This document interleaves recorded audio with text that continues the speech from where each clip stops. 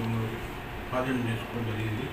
చాలా రోజుల నుంచి చుండుపల్లి పరిసర ప్రాంతాల్లో ఈ విధంగా తమిళనాడు నుంచి కొంతమంది స్మగ్లింగ్కు పాల్పడడానికి ప్రయత్నం చేస్తున్నారని తెలిసి అన్ని గ్రామాల్లో కూడా నిఘా వేసి నిఘా ఏర్పాటు చేయడం జరిగింది.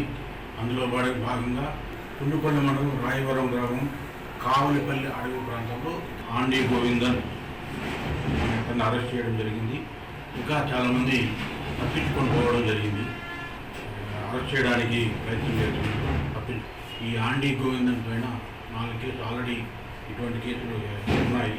చంద్రాన్ని దీన్ని రక్షించడానికి పోలీస్ శాఖ, అటవీ శాఖ, RSTF ఆధ్వర్యంలో చాలా గట్టిగా ప్రయత్నం చేస్తున్నాము.